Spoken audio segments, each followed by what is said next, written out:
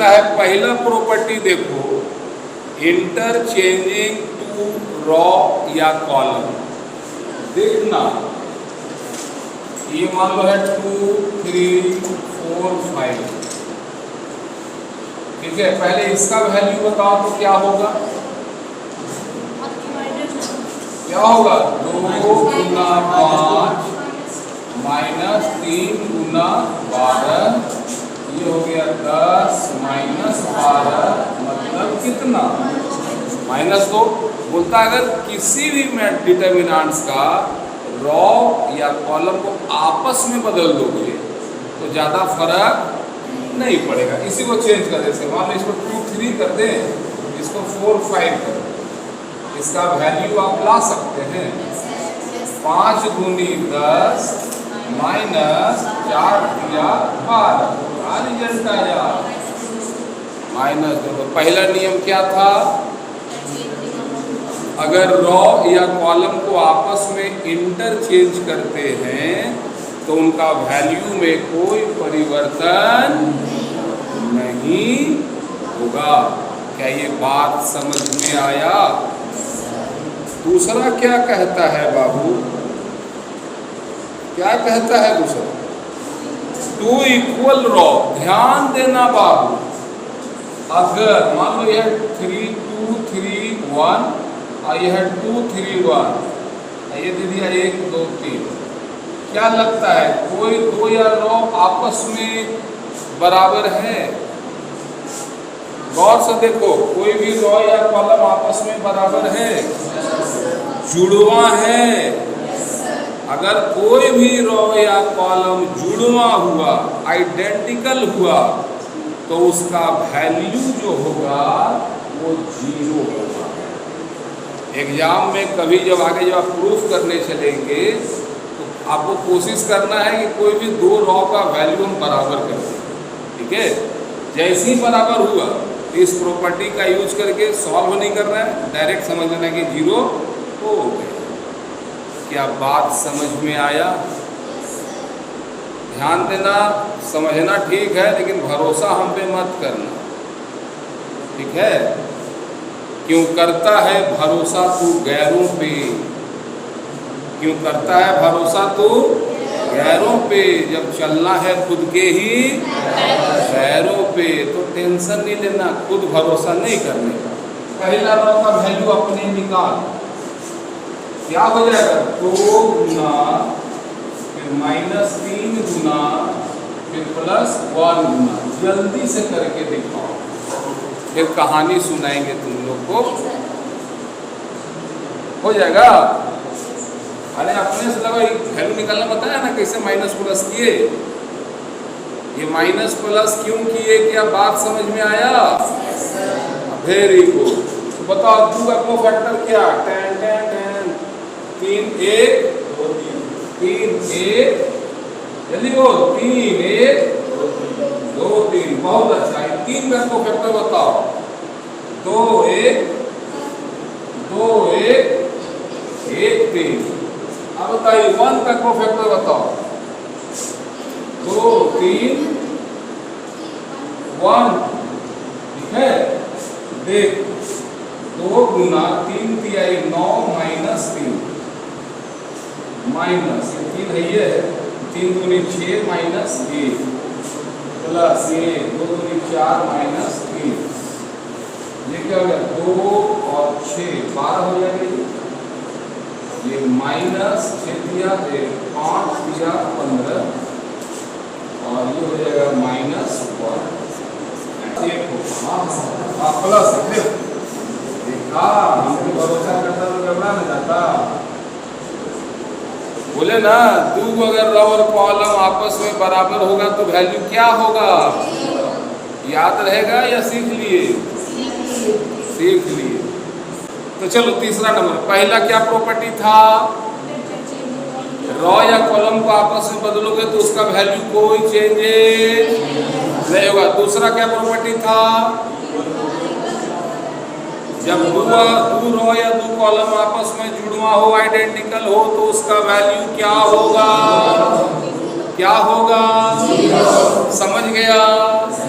Very good. जब आते हैं तीसरा प्रॉपर्टी में, ध्यान देना किसी भी रॉ को अगर 2 से गुना करो तो जो फाइनल रिजल्ट होगा वो भी 2 से गुना हो जाएगा। ध्यान देना, अगर इसको तुम 2 से गुना करो तो क्या हो जाएगा, 2 दूनी 4, 2 दूनी 6, 8, 5। इसको जब सॉल्व करेंगे तो क्या होगा, 5 का 20 माइनस 2 दूनी 4, 2 दूनी 6, 4 दूनी 8, 5 दूनी 10। देखा कितना तेज बचा है। 10 चौका 40, 8 6 48। रिजल्ट क्या आया, -8। तो -4 आ रहा है। क्या हो गया,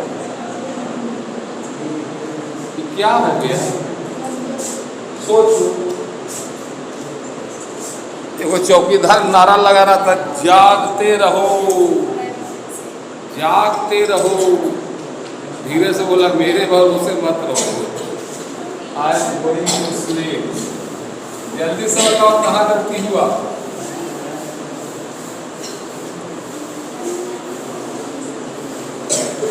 भविष्य में जब कभी टीचर बनोगे ना, तो टीचर का मेन काम क्या होता है, मान लो अपने बच्चों में बुराई खोजो। जब अच्छा रहेगा तो लोग एग्जाम हॉल में सबसे बड़ा एग्जाम हो, तुम बढ़िया से लिख रहो, कुछ शाबाशी दिया, लेकिन जहाँ दाएं बाएं झुके डांट पड़ा, तो हम लोग 4-5 लोग खड़े होते हैं, तो आपका अंदर पॉजिटिव एनर्जी नहीं, आपका लूज पॉइंट ढूंढने जाते हैं, कहाँ गलती कर रहा है। तो याद रखना, जो हम चाहते हैं, जो हम खोजते हैं, हमको वही मिलता है। समझ में यही बात है। इसीलिए मैंने बुराई देखना ही बंद कर दिया। बच्चे से बोला, बताओ 9 तिया, बोलो 9 तिया। वो लड़का बोला 56। शाबाश, वेल डन, कम से कम जवाब तो दिया। आप लोगों को बर्दाश्त नहीं होगा, आप लोग सोच रहे हैं 9 तिया 27 होता, 56 कहाँ। हम लोग पगली 4 दिन पहले 81 बोल रहा था, आज वो 56 बोल रहा है। इसको मोटिवेशन का जरूरत है क्या।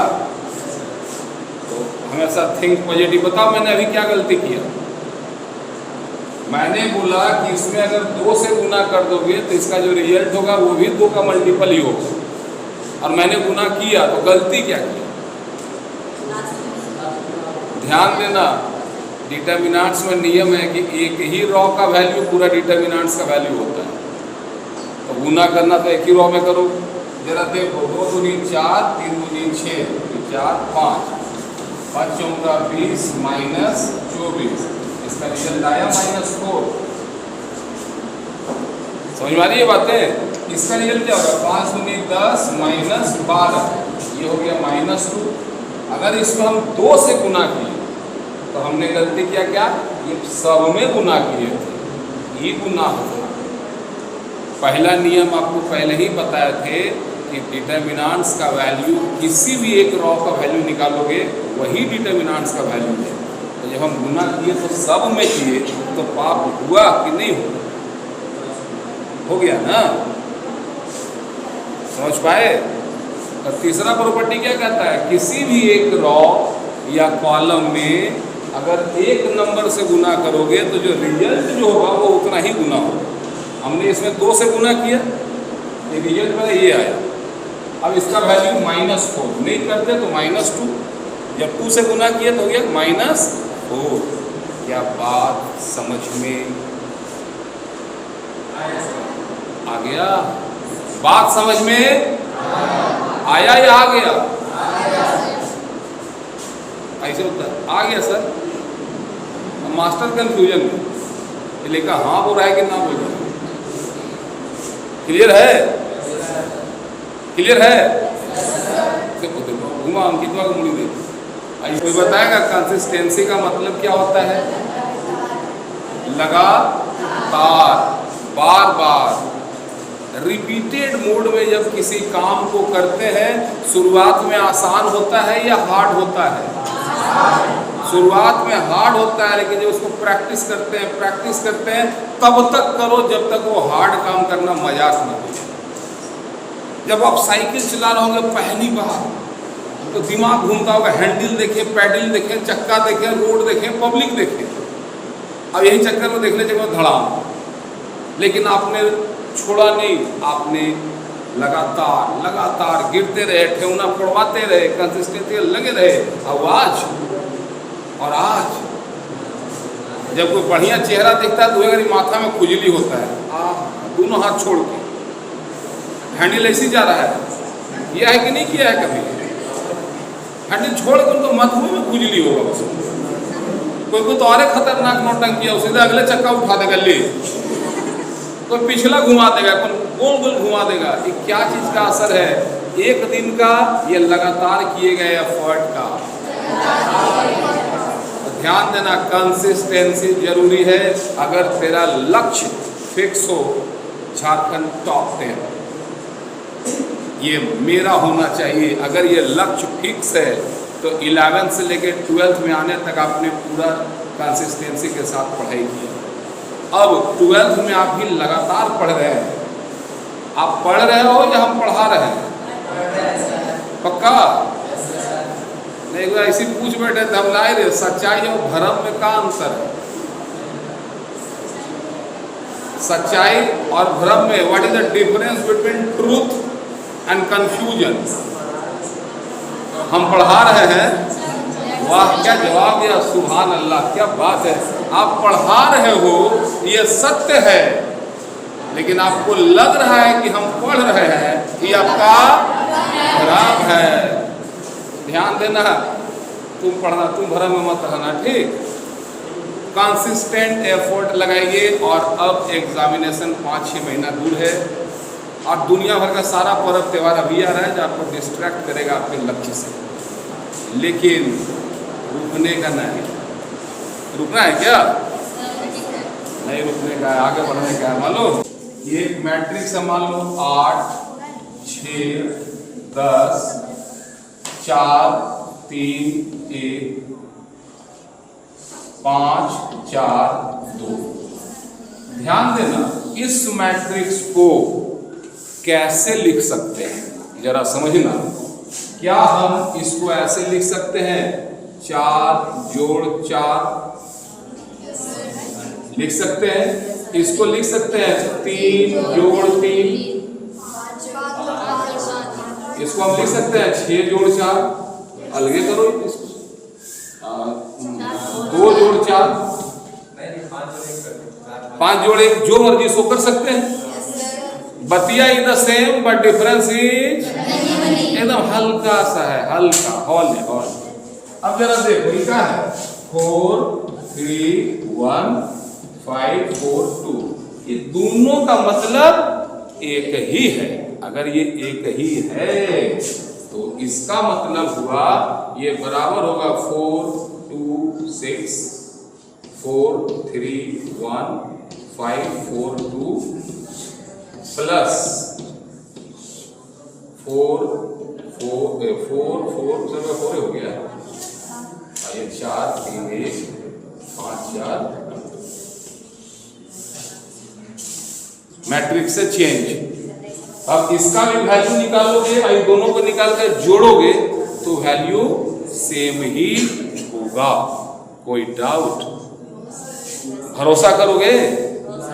नहीं करना, भरोसा करेगा तो फंस जाएगा। इसको करके देख, पहले इस रॉ का वैल्यू निकाल, उसके बाद फिर वो दोनों का रॉ का वैल्यू निकालो। क्या दोनों का इक्वल आता है? वैल्यू निकालना सिखाया ना आप लोगों को? आधा लोग हाँ बोलते रहे, सीखे हो ना? पक्का ना? जो सीख गया है वो मत बैठो, जो सीख गया है मत बैठो, जो सीख गया है वो मत बैठो।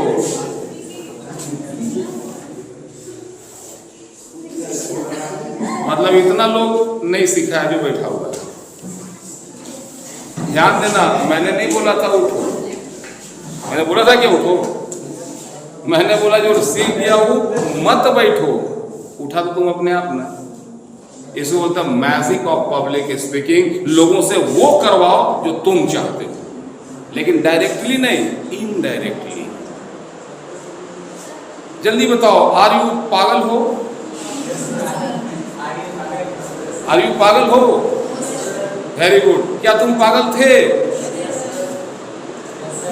हाँ, अच्छा ठीक है तब कोई दिक्कत नहीं, ताकि चल जाए। तो यहाँ तक करके देखो, टाइम पास के बीच में पढ़ते रहो। ध्यान देना, 2 4 6 3 2 1 4 3 5 ये है।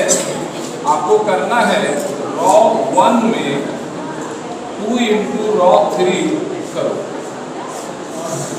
रॉ 1 क्या होगा? तो R3 का डबल जो होगा वो रॉ 1 बनेगा। क्या कहना चाहता है करके दिखाओ। R1 का वैल्यू जितना है ना, उसमें गुना करो 2R3 से। एक तो बताते हैं, पहला रॉ 1 क्या है?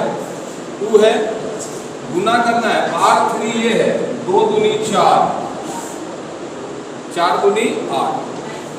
इसके बाद ये 4 गुना 3 गुना 2 6, फिर है 6 गुना 10, ये रिजल्ट हो जाएगा 8 दूनी 16 24 7। इसका मतलब क्या हुआ कि R1 में 2R3 से मल्टीप्लाई करके जोड़ो, ठीक है। 2R3, R3 ये है, 2 से 2 4 दूनी 8, 8 हाथ 10, ये है 3 दूनी 6, 6 और 4 10, 5 दूनी 10 और 6